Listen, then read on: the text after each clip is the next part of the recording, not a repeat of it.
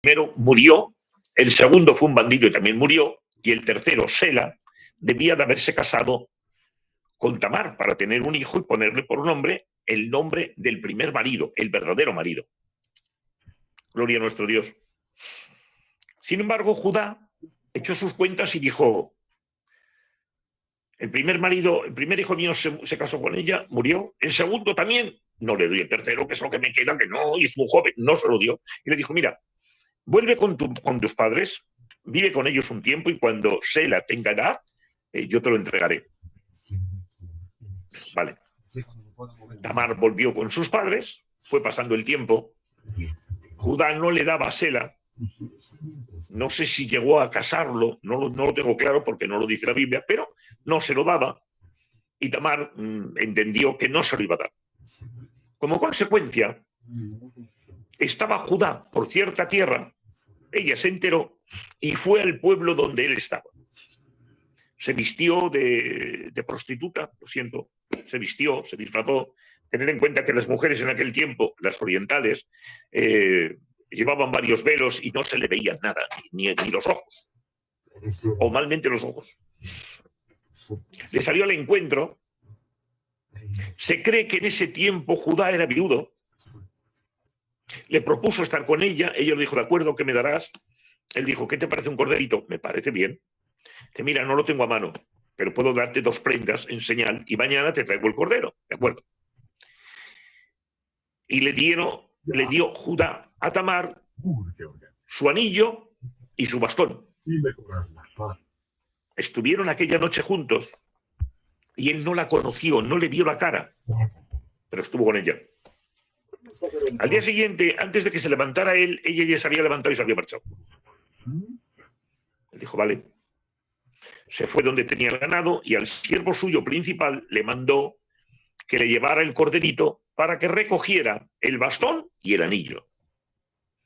El hombre fue allí, preguntó por ella y le dijeron: no, aquí no hay ninguna mujer de esas.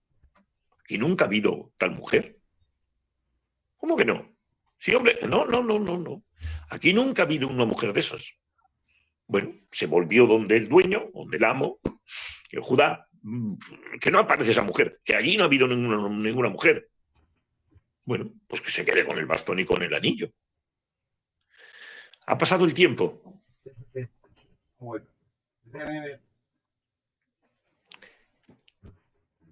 Llaman a Judá. Porque en el pueblo se han enterado que una viuda está en estado. Encima venían gemelos. El pueblo se ha alborotado. A esta mujer hay que matarla a pedradas. Porque tengo que contaros un secreto que viene de paso. Qué justos somos con las injusticias de los demás. Qué bien condenamos a los que hacen el mal. Pero pues si nos toca a nosotros, compasión, perdón, una oportunidad. Con el juicio con que juzgamos seremos juzgados. Nunca olvidéis eso. Vamos a ser más misericordiosos y menos justicieros. Gloria a nuestro Dios. Bueno, la cuestión es que han llevado a Tamar a la Plaza Mayor, lo van a matar y, hombre, habrá que llamar al suegro, que es el principal. Pues vale, llaman al suegro, el suegro viene con un pedrusco grandón. La mujer mala, hay que matarla a pedradas. Cuando llega allí pregunta. Dice uno: ¿no deberíamos de preguntar quién es el bandido para matarlo también? Pues sí. ¿Quién es el bandido? ¿Con quién has estado? Y dice ella: el dueño de este anillo y este bastón es el culpable. Cuando Judá vio el anillo y el bastón, se le cayó el cielo encima, porque era él. Y dijo: no le hagáis nada, que es inocente de todo, dejadla en paz. Esto a mí también me parece una locura, ¿vale? Que una nuera esté con el suegro, una locura completa. Todavía más locura me parece que en el orden de genealogía no aparezca el tercer hijo de Judá, Sela, y sí aparezca el primer hijo de esta mujer, de Tamar. Porque Tamar tuvo 2 hijos, Fares y Zares. Pues al segundo, que nació primero, digo el segundo porque el primero sacó la mano y se volvió a meter para adentro, y luego salió el segundo, y el segundo quedó como el primero, que era Fares. Y Fares entra en los derechos de primogenitura, pero Sela no. A mí me parece injusto. ¿Qué queréis que os diga? Gloria a nuestro Dios. Otro detalle a tener en cuenta es que Moisés y Aarón les dijo el Señor hablar a la roca y golpearon a la roca. Y por esa desobediencia le dijo el Señor, ya no entráis en Canaán, ni tú ni tu hermano. Pero me resulta complejo cuando yo veo que David ha adulterado, ha asesinado, ha emborrachado a un hombre, le ha mentido, ha hecho una serie de males y Dios no lo quita de rey. Para mí esto es un poco loco, señores. También me parece loco que la Biblia dice, no matarás, Éxodo capítulo 20, y luego Dios manda matar, y le dice a Saúl, entre otros, ve a Amalek y mata a todos, mujeres y niños, ganado, destruye y al rey, mata a todos. Incluso hay un pasaje realmente increíble, en Segunda de Reyes, capítulo 19, verso 35, que también se repite en Segunda de Crónicas 32, 21, en el que dice, el ángel de Jehová salió aquella tarde-noche, alcanzó a todos los enemigos de Israel, en este caso de Judá, y mató a 185.000 de Siria. Esto es fortísimo, señores. Si tú dices no matarás, ¿por qué matas tú? Otro contraste o otra pregunta compleja es ¿por qué Dios le quitó la tierra a los cananeos y se la da a los hebreos? Aún el día de hoy sigue siendo la pregunta. Porque para que Israel estuviera en Jerusalén, hubieron de apartar un poco y darles un terreno a ellos. ¿Por qué todo esto? Sobre todo en el tiempo que estamos hablando, cuando llegó Moisés, que no llegó a entrar, por supuesto, sino que fue Josué el que entró y repartió la tierra, se apoderaron de toda la tierra. ¿Por qué todo esto?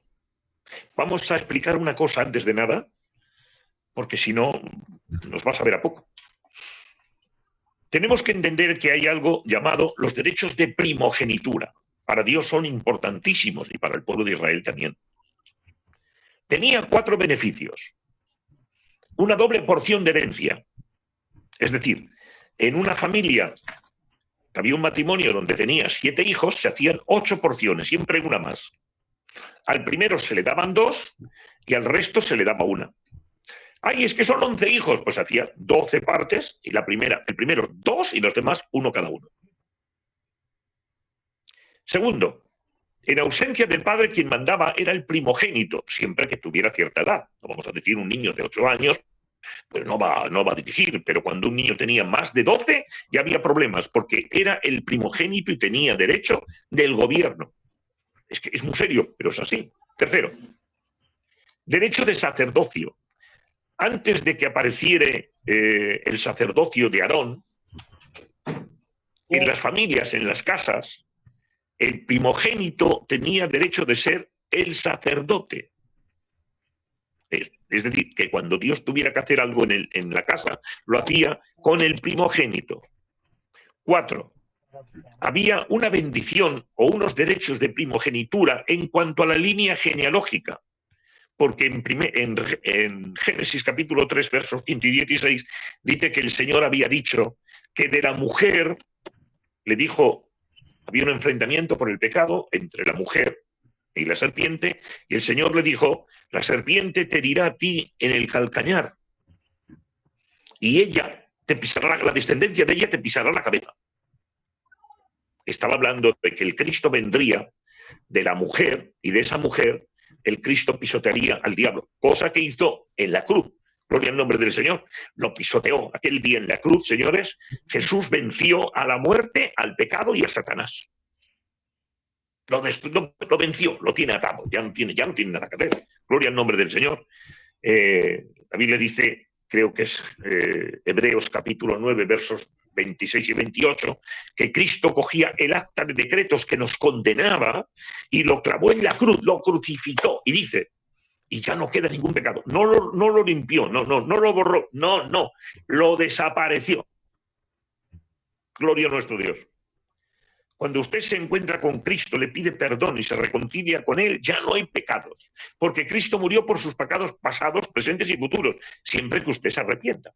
Gloria a nuestro Dios. Y no hay pecado, por grande que sea, que la sangre de Cristo, que el sacrificio de Cristo no tenga poder para poder quitar. Gloria a nuestro Dios maravilloso.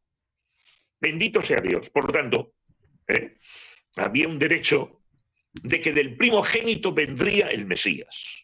Gloria a nuestro Dios. Por eso la Biblia habla de que Abraham engendró a Isaac, Isaac a Jacob, Jacob a Judá, de Judá, más tarde viene David y más tarde viene el Cristo. Gloria al nombre del Señor. Es más, de David, que es el comentario que estábamos haciendo, viene Jeconías, al cual se le dice que no tendrá descendencia que reine y sin embargo Cristo sí. Son, repito, confusiones que tendremos que aclarar. Ahora bien, un minuto, por favor.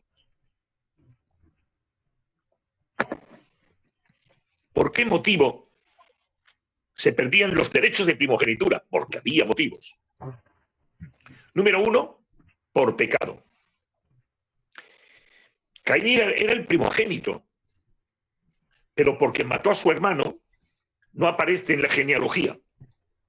La genealogía es Caín, Set, notar, ya no entra Caín.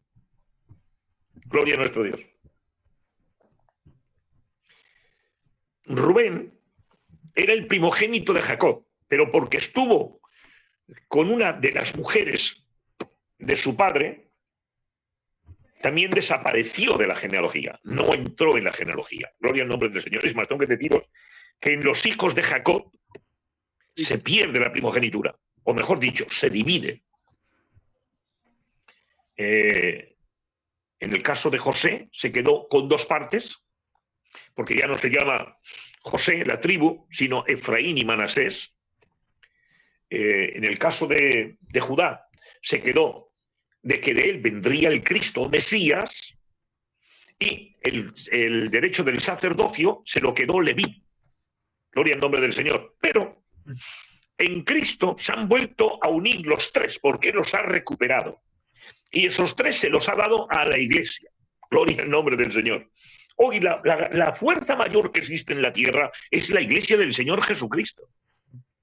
¿Quién es la Iglesia del Señor?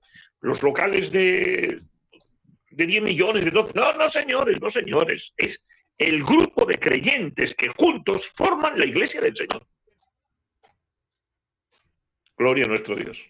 Un grupo pequeñito, 3, 4, 5 personas, hacen un culto para el Señor. Eso es la Iglesia del Señor. Pues claro, la verdadera Iglesia del Señor es universal.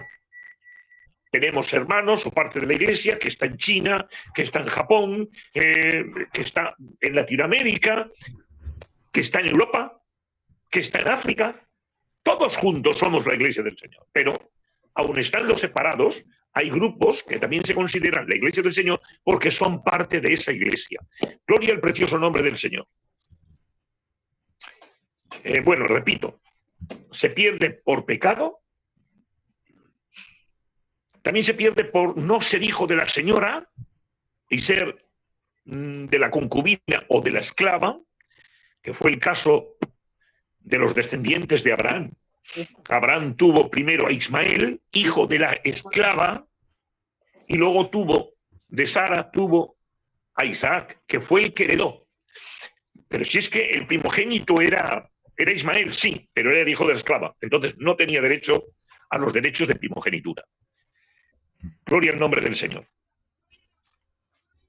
Hay otra forma por la que se pierden los derechos de primogenitura, y es por despreciar el valor que tiene la primogenitura. Esaú despreció la primogenitura y la perdió. Hebreos dice que más tarde intentó recuperarla, pero ya estaba perdida, ya no había nada.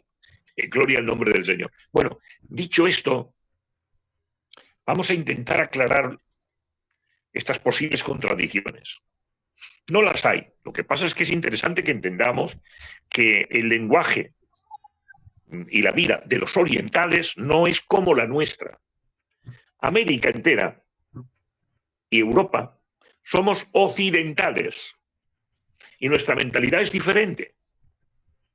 Los orientales piensan de otra manera, los días de nuestro Dios.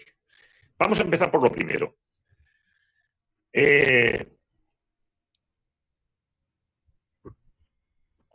Hay dos palabras que tenemos que diferenciar. Existe la palabra chatá, que está hablando de un pecado de ignorancia, sin malicia, por error, por confusión, por un mal momento, por nerviosismo. Es decir, algo sin querer. Se llama chatá. Ese pecado tiene perdón, por supuesto. Pero hay otro pecado que atenta contra el Señor. Hay otro pecado que te pone en contra del Señor, que entra en el principio de la práctica de pecado. Y se llama en el original ubris o ubristeis, es griego. Y la traducción es rebelión, división, soberbia e incredulidad. Todas esas cuatro cosas que he dicho tienen el mismo nombre, ubris o ubristeis, y la idea principal es: lo hago porque me da la gana. No es una debilidad, no es ignorancia, es porque quiero yo, se acabó. Eso es rebeldía. Porque cuando alguien se rebela sin conocimiento, Dios no condena por eso, ¿no? Cuando Dios juzga, no es por una rebelión sin conocimiento, es porque me da la gana a mí, es porque quiero. Lo explico. El apóstol Pablo dice: yo era incrédulo y blasfemo, y perseguía a la iglesia, y cuando encontraba a la iglesia hacía que blasfemaran en el nombre de Jesús. Y dice: pero yo, aunque era incrédulo, lo era en ignorancia, es que creía que era mi deber. Pero cuando recibí la luz del Señor, dije: ¿qué quieres que haga? Me rendí. Gloria a nuestro Dios, que estoy tratando de deciros, a ver si lo digo bien. Miren, en el tiempo de la llamada Gran Tribulación, que la iglesia, gracias a Dios, no va a estar aquí, habrá mucha gente, especialmente los judíos, que son los que realmente van a recibir la consecuencia de su pecado. Aquel día, cuando Pilatos dijo: yo no encuentro delito en este hombre, en Jesús, no hay delito. Lo veo justo, no encuentro delito. ¿Qué queréis que haga? ¿Barrabás o Jesús? Y dijeron: suelta a Barrabás y crucifica a Jesús. Y él le dijo especialmente a los fariseos: no hay delito en él. Pero insistían: oye, él ha dicho que es el rey. No, nosotros no tenemos un rey. César. Qué mentirosos y hipócritas. Pero ellos decían lo que les daba la gana para hacerlo a su manera, ¿vale? La conclusión es que al final dijo Pilatos: yo me lavo las manos, no quiero saber nada de este asunto. Ellos dijeron: su sangre sea sobre nosotros y nuestra descendencia. Aquel día ellos mismos echaron una maldición, señores. Por eso han tenido todos estos problemas. Por eso hasta el 1948 no fueron nación.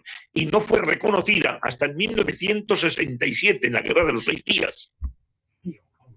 Pero aunque los huesos se han juntado y aunque han quedado como nación, les falta la vida del espíritu, porque todavía están echados a un lado. Hoy nosotros, la iglesia, estamos usando la mayordomía que ellos perdieron. ¿Por qué la perdieron? Porque incrédulamente, es decir, por rebeldía. Es que no veían que Jesús era el Mesías. Sí lo vieron, pero no les interesaba. Hermano, lo que estás diciendo es muy fuerte. ¿Y por qué creéis que Dios nos ha hecho a un lado?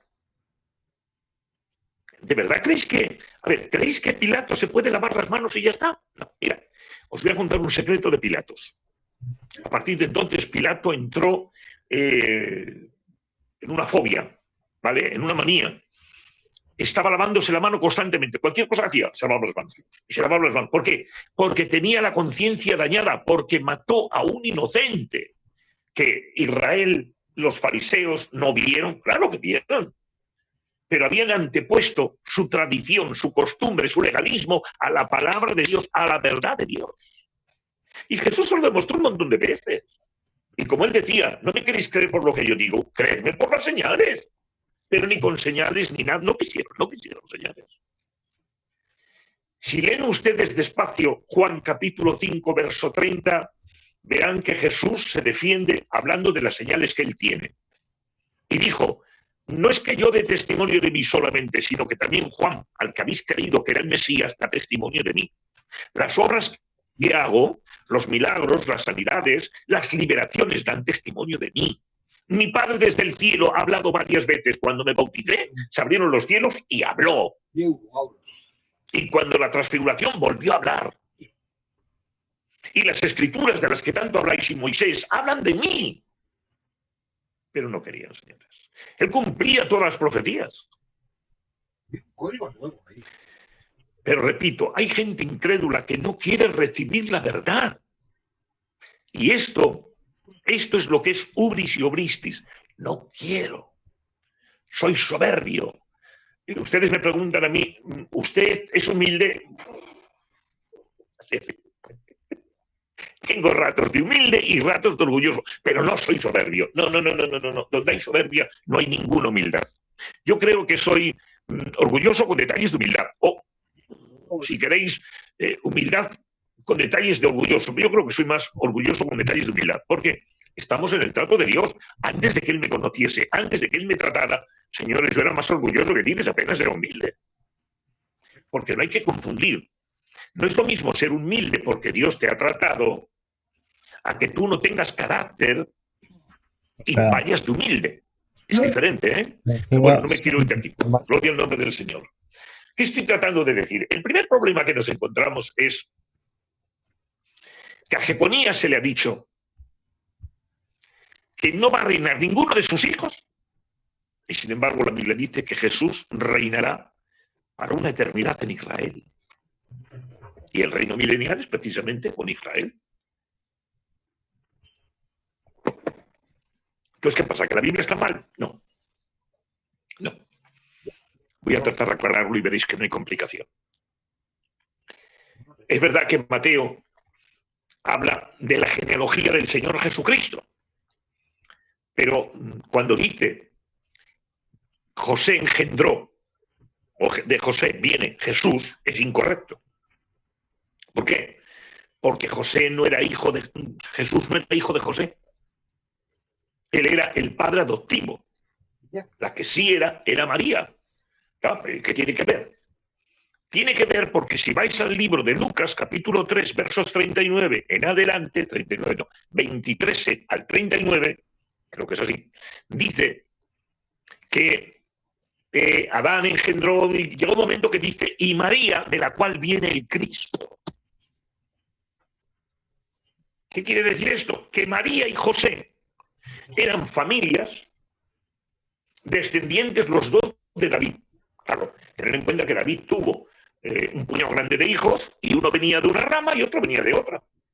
Pero Jesús es descendiente no de José, no de Jeconías, porque Jesús no puede venir de una maldición. Porque Dios no lo aceptaría.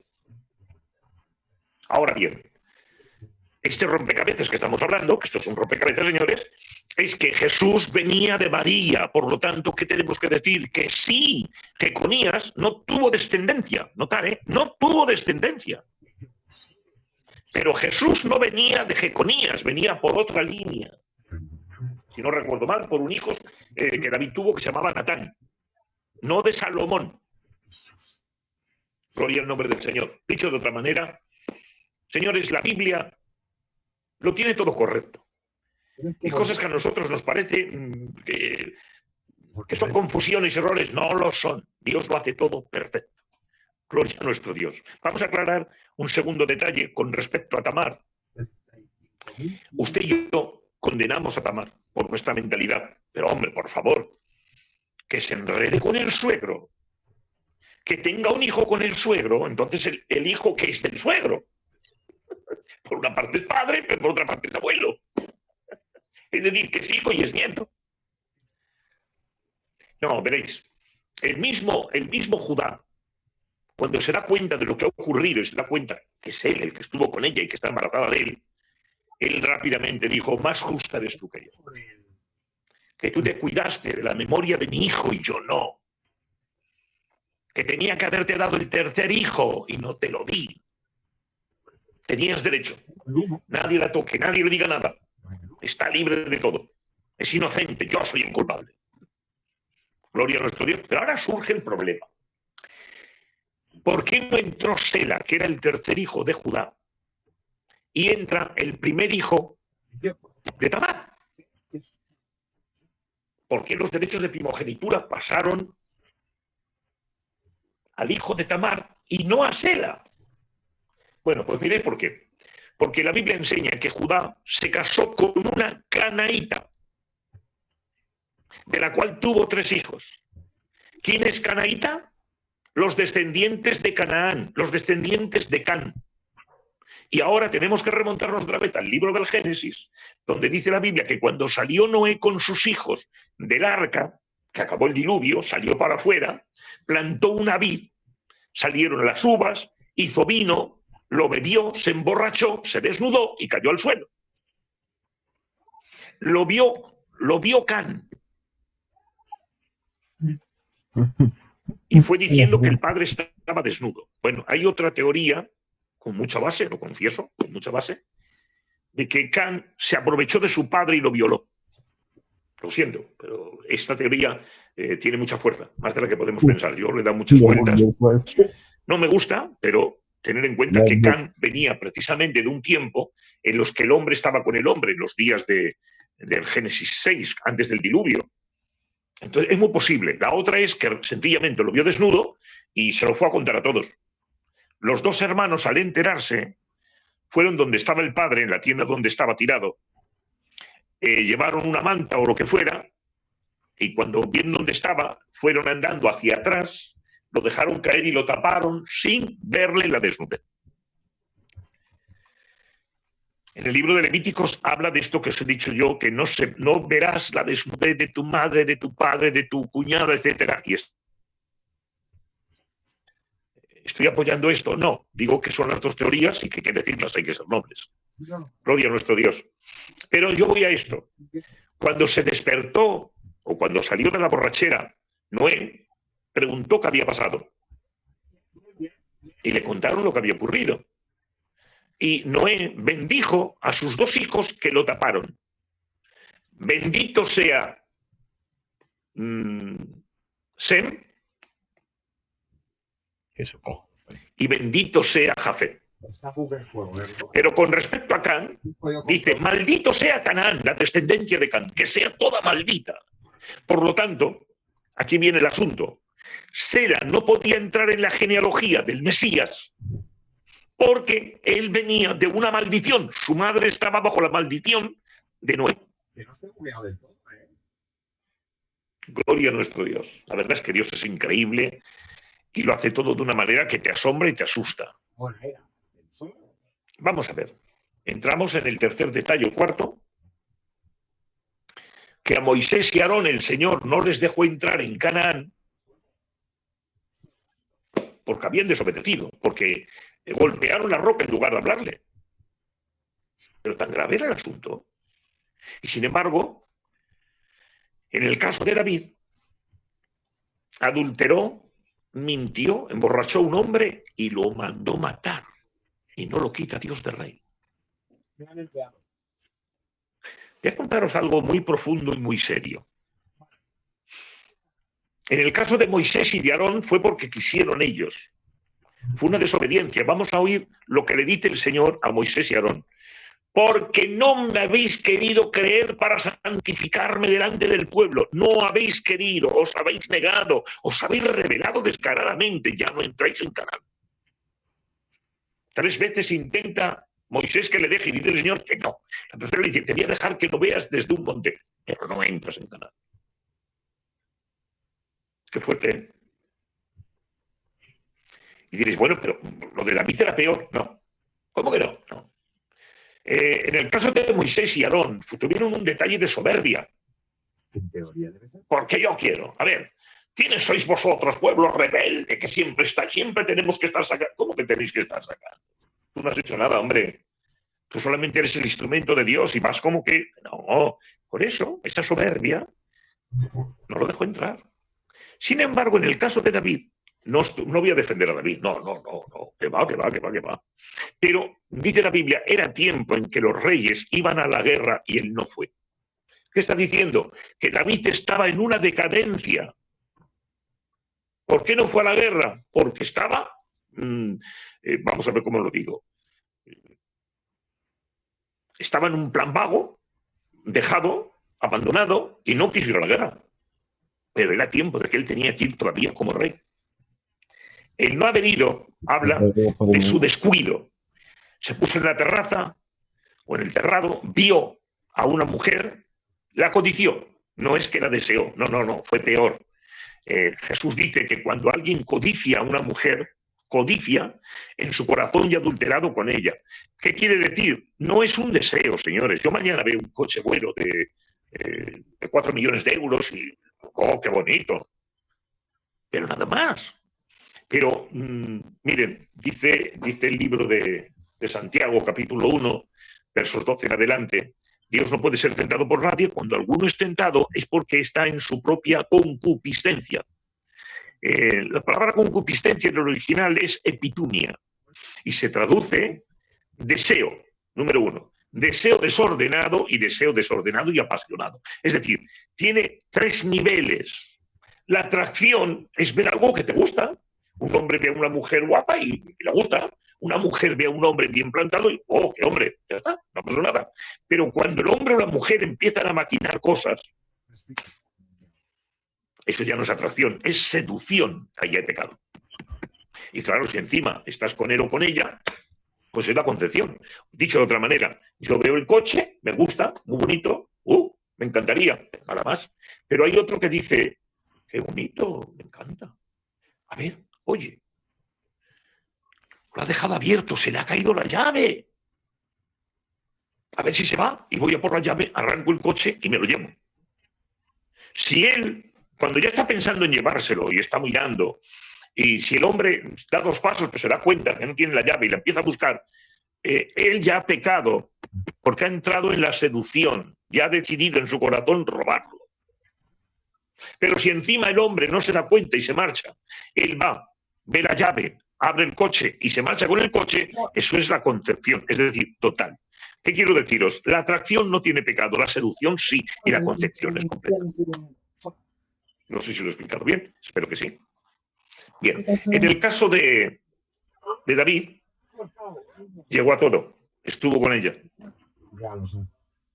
¿Cuál fue el problema? Que a los pocos días o unas semanas, ella le dijo que estaba en estado. Y él pensó rápidamente, como el pueblo se entere, madre la que se va a armar. Número 1, la matan a ella, inocente. Porque, ¿cómo inocente? Inocente. Pero ella quiso, no, señores.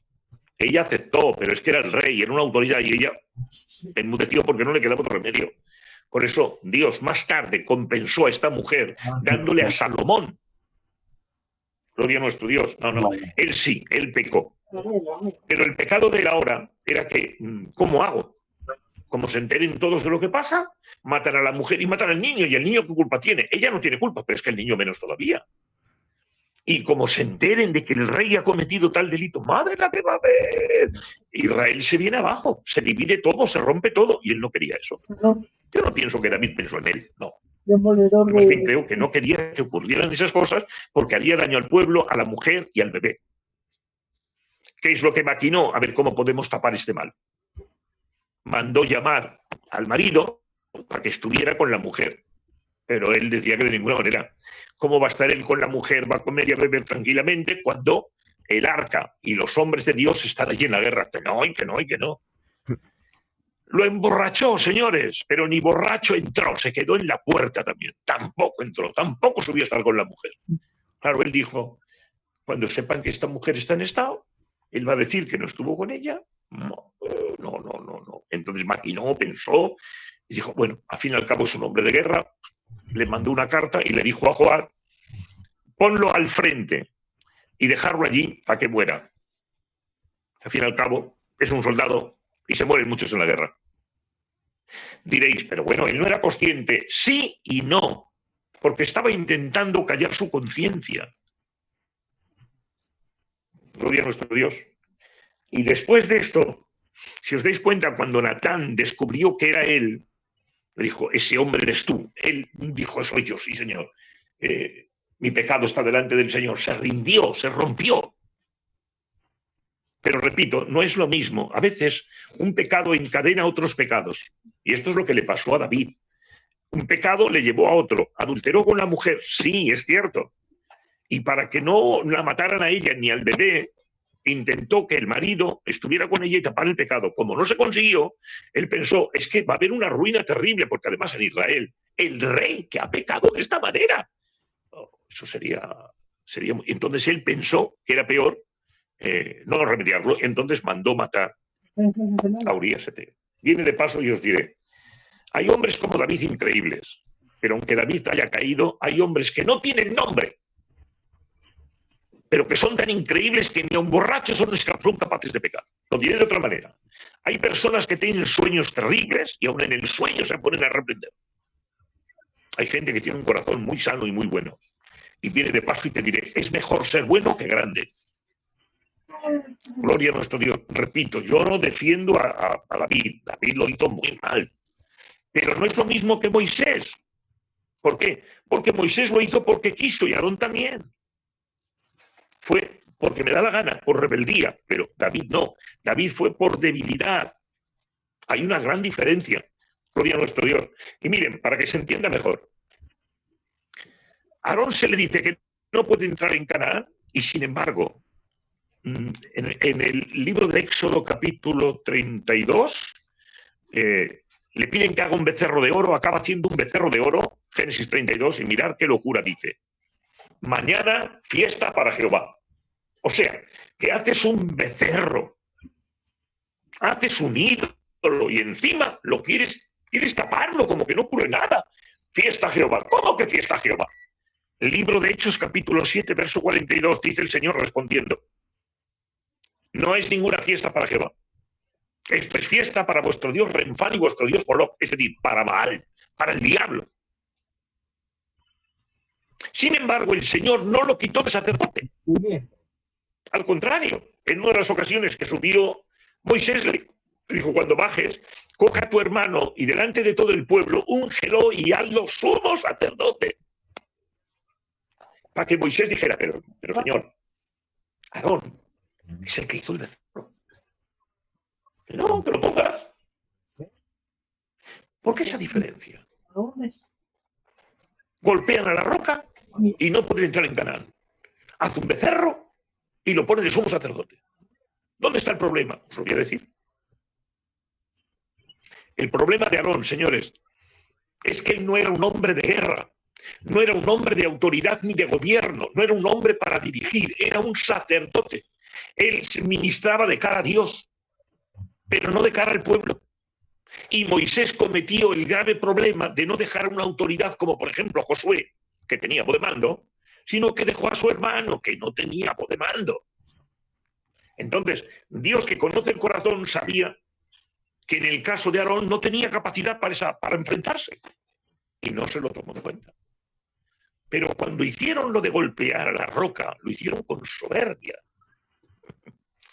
Pues ya no entra ninguno de los dos. Además, tengo que deciros que aunque David no fue quitado de rey, hasta el último día sufrió una persecución terrible. Su hijo violó a todas las concubinas que tenía, que eso era una afrenta terrible, señores. Provocó una división y tuvo que marcharse huyendo. Bueno, fue una detrás de otra, ¿vale? Pero tengo que contaros una cosa, cuando David oraba, mirad la diferencia, porque Moisés le decía al pueblo, por vuestra culpa, Dios no me dejó entrar en Canaán. No, por vuestra culpa no, por ti, que te has revelado. No lo reconocía. Sin embargo, de David dice el Señor que era conforme a su corazón. No se estaba refiriendo a que David no pecaba, no, sino que tenía el corazón de Dios para arrepentirse, para reconocerlo. Eso es el corazón conforme a Dios. Que seas capaz de reconocer tu pecado y que seas capaz de arrepentirte. Porque mientras uno es capaz de reconocer su pecado y capaz de arrepentirse, el pecado se acaba. ¿Dónde está el problema del pecado? En que no haya arrepentimiento, empiezas a hacer una práctica de pecado y la práctica de pecado te condena. Creo que es primera de Juan, capítulo 3, versos 7 al 9, que dice que el pecado condena, pero ese pecado, en el original, habla de jamartano, que significa pecado continuo, practicado. En la ley un pecado, por un pecado te mataban. En la gracia no, en la gracia es la práctica de pecado, la falta de arrepentimiento. Ese es el problema. Ese es el ubris y obristeis. Incredulidad. ¿Cómo incredulidad? Sí, incrédulo no es el que no le llega la fe, eso es falta de fe. ¿Qué es incrédulo? El que se niega a creer, el que está viendo que Jesús está echando demonios por el poder de Dios y dicen, eres samaritano y por el nombre de los demonios echas fuera demonios. No, ellos están viendo la verdad. Tienes que es un pecado de este que estamos hablando tan serio, que es la blasfemia del Espíritu Santo, es rechazar a Jesucristo con conocimiento. O haber vivido con el Espíritu Santo y con Jesucristo, abandonarlo y marcharte. Esos que dicen que tú ya no puedes pecar, yo que se lo digan a Rita, yo tengo voluntad propia y puedo pecar cuando me dé la gana. ¿Por qué no quiero pecar? Porque amo a Dios. Pero ¿cuántos han sido como yo, o antes que yo, y mejores que yo, y han caído? A ver, Saúl, Dios le cambió el corazón en uno nuevo, nació de nuevo, señores. Y sin embargo, lo fue destruyendo y se rebeló contra Dios, consultó a una divina, cometió un montón se rebeló contra el Señor y el Señor lo desechó. Primera de Crónicas 13:10 o 10:13. Dice, por esta causa murió Saúl, porque se rebeló contra Dios y porque consultó a una divina. Y entonces, en teoría... Se puede, claro que sí. Ah, no, pero eso es de la ley, la gracia no. Judas fue apóstol del Señor. Vino un día disfrutando y diciendo que hasta los demonios se sujetaban en el nombre del Señor. Nadie echa demonios si no es por el Espíritu Santo. Y sin embargo, él se corrompió y se estropeó. Primero entró un demonio porque era ladrón. Y después, en el bocado entró un demonio poderosísimo. Se llamaba Satanás porque era un lugarteniente del diablo. No, el diablo no se mete en una persona porque entonces estaría limitado. Pero se metió un principado. Que más tarde, después del pecado, él no pudo arrepentirse porque remordido en la conciencia, que quede claro, se ahorcó. Gloria a nuestro Dios. El texto que hemos leído, que dice, no matarás, tenemos que tratar de entenderlo, porque en el lenguaje oriental no es igual como nosotros. Por ejemplo, nosotros no podemos coger una pistola porque no, de ninguna manera. Nosotros somos cristianos, no podemos cogerla. Sin embargo, cuando un policía persigue a un delincuente, se disparan mutuamente y mata al policía al bandido, no lo meten en la cárcel, no lo llaman asesino, porque lo que ha hecho ha sido el cumplimiento de su deber. Imaginaros que hay un hombre que está en casa, que tiene 3 o 4 hijos, perdón por el ejemplo, vienen 3 o 4 bandidos, van a robarles, quieren violar a los niños y niñas y pretenden incluso matarlos. El padre, por lo que sea, en un descuido de ellos, ha cogido una pistola que había de ellos, que habían dejado, la coge él y mata a los 4 bandidos. Nadie lo mete preso. Nadie dice que ha matado a nadie. Ha sido defensa propia. Gloria a nuestro Dios. Porque la palabra no matarás para los judíos no es no mates al bandido. No, es no asesinarás al inocente. Esa es la idea. Gloria a nuestro Dios. ¿Por qué Dios le quitó la tierra a los cananeos y se la dio a Israel? En Génesis capítulo 15, verso 16, el Señor le dijo a Abraham, y a tu descendencia le daré esta tierra. Pero no antes de que el pecado del amorreo llegue a su colmo. ¿Y qué es el colmo del pecado? ¿El asesinato? ¿La venta de droga? No, señores. Es el endurecimiento del corazón. Es decir, el corazón se ha endurecido por el pecado y ya no hay capacidad para arrepentimiento. Eso es el colmo del pecado, de la maldad. Y dice Hebreos capítulo 3, verso 13, no os dejéis engañar por el pecado que endurece el corazón. ¿Quién endurece el corazón? El pecado. Y cuando el corazón se endurece totalmente, ya no hay forma, ya no se puede arrepentir. Que es lo mismo que ocurrió para que viniese el diluvio. ¿Cuándo vino el diluvio? Cuando el pecado de las personas llegaron al colmo. Mientras usted tenga capacidad de arrepentimiento, hay posibilidades de salvación, pero cuando usted se endurezca y ya no puede arrepentirse, se acabó todo. ¿Cuánto hace falta para endurecerse? Eso yo no lo sé, eso es cosa de Dios. En unos es antes y en otros es después. Pero cuando alguien se endurece, ya no tiene solución. Sin embargo, el que es capaz de arrepentirse, sí que tiene solución. Bueno, se me acaba el tiempo, ¿vale? Me quedan aquí un par de cositas muy importantes, pero no las vamos a decir porque no tengo tiempo. Soy yo. Vamos a hacer un resumen de todo lo que estamos hablando. El resumen de todo esto es que Dios no piensa como tú y como yo. No, señores, no. Hay cosas que usted condena y yo condeno y Dios las salva. Y hay cosas que usted y yo salvamos y Dios las condena. ¿Qué habríamos dicho nosotros del joven rico? Y que habrían dicho incluso los apóstoles. Pero hombre, si guardas los mandamientos desde pequeño, este es el próximo, el futuro predicador. ¿Qué predicador? El futuro pastor, mi pastor, el apóstol. Mejor, el sucesor de Jesús. Y Jesús dice, este no entra en el reino de los cielos. Vende todo lo que tienes, dáselo a los pobres y me sigues y tendrás tesoros en el cielo. Ah, señor, la vuelta de macho. Algún apóstol pensaría, hombre, es que le pides todo de golpe, pídeselo poco a poco. Pero Jesús no se retracta. Qué difícil es que entre un rico en el reino de los cielos. No está hablando de dinero, está hablando del corazón. Cuando alguien ama a Dios, mejor dicho, cuando alguien ama el dinero y el dinero lo controla, se acabó. Alguien ha dicho, el dinero es muy bueno cuando es tu siervo, porque es buen siervo, pero es muy mal amo cuando te gobierna.